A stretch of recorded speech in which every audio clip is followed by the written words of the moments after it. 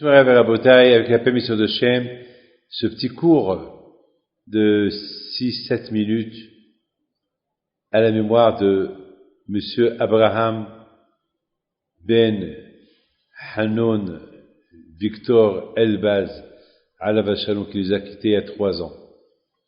Ce monsieur-là, il avait une qualité extraordinaire, qu'à Purim, c'est un monsieur qui n'est pas, c'est pas un monsieur qui a fait la yeshiva, qui a étudié la Torah, un monsieur simple qui a une grande émouna, la émouna en Dieu, comme sa mère, comme son père, comme ses frères, une grande émouna, une grande foi, convaincu de tout, voilà, que Hachem il existe et qu'il est Emet.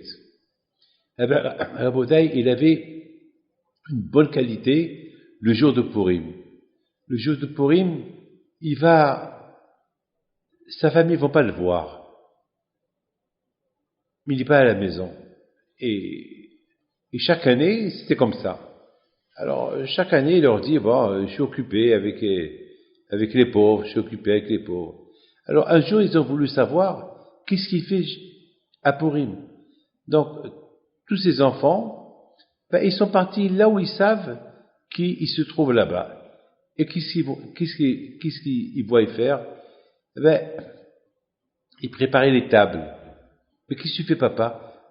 Chaque année, les pauvres de Villeurbanne, de Lyon, ils savent que je leur fais une fête de Purim. Voilà, les tables, ils sont rangées pour leur faire aussi la Souda de Purim. Il paraît que ces gens-là, ils attendent chaque année pour manger le couscous, la viande, un bon repas, un peu de vin, et de la limonade. C'est une mitzvah qu'il faisait.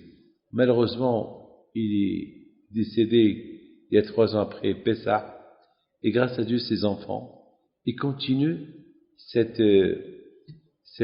minhag-là, cette bonne action qui menait. Vous savez, mes amis, que Rabbi Haim Vital, Alav Shalom, il dit comme ça, il dit que un homme, il peut faire beaucoup de mitzvot, il suffit qu'il fait une avera, il va perdre tous les mitzvot qu'il a fait.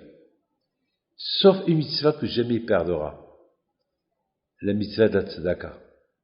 Celui qui fait la tzedaka, même s'il fait toutes les averot du monde, cette mitzvah de la tzedaka, surtout une tzedaka, qu'elle est faite avec misérot nefesh, avec sacrifice. Vous savez, à Purim, les gens, ils veulent rester chez eux.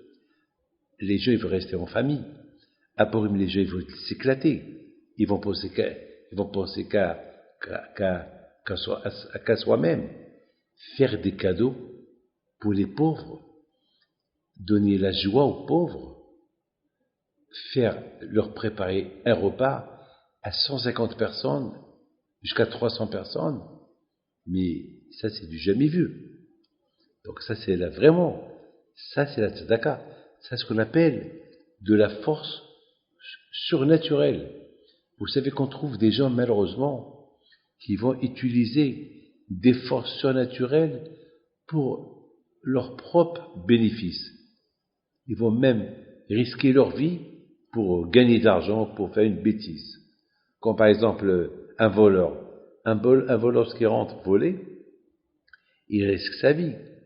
Lorsqu'il rentre voler, il risque de se trouver face à face avec le propriétaire qui a un revolver, il peut l'abattre. Mais l'envie de voler, ça dépasse la peur. Mes amis, on peut voir des gens qui vont faire des sacrifices surnaturels pour des causes personnelles.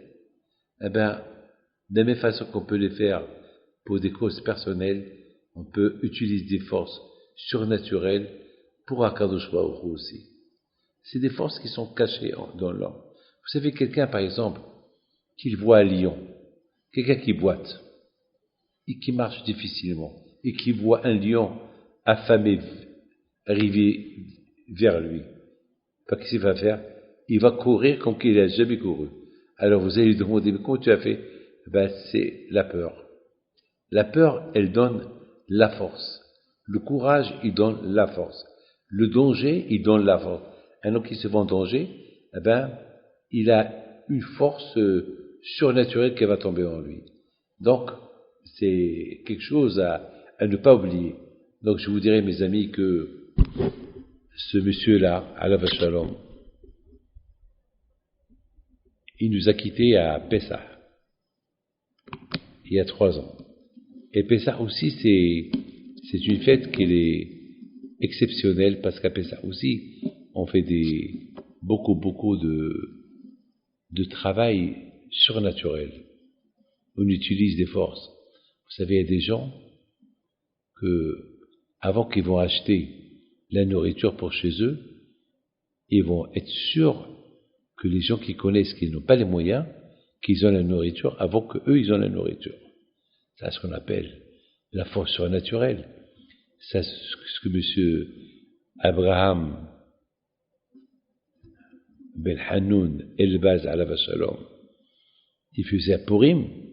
Ah, mais donc vous allez me dire pourquoi Purim? Ah ben je ne sais pas. Peut-être qu'il a un lien avec Hachem à Purim. Vous savez que chaque être humain, il a une mission dans ce monde à faire. Chacun, il a une mission.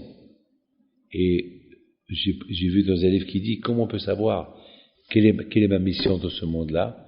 Alors ils répondent que là où je suis attiré le plus, c'est ça la mission. Si je suis attiré le plus pour faire la tzedaka à Purim, ça veut dire que c'est ça ma mission. C'est ma mission de Purim. Si je suis attiré pour voir des choses sales, ça veut dire que je suis réparé je suis dans ce monde-là pour réparer, pour ne pas voir les choses sales. C'est-à-dire, selon les choses où on est le plus attiré, eh ben c'est ça la raison pourquoi on est venu dans ce monde-là. Lorsqu'on veut, par exemple, on a envie de donner tzedaka, eh ben il faut donner tzedaka parce que c'est la raison pourquoi tu es venu dans ce monde-là, uniquement pour faire la tzedaka. Alors fais-la bien. C'est pas le fait de faire honte les gens pour le faire lorsque tu leur donnes la tzedaka. Mes amis, que Dieu fasse, qu'il nous montre la raison pourquoi on est venu réparer dans ce monde-là et qu'on le réparera bien. Amen. À bientôt.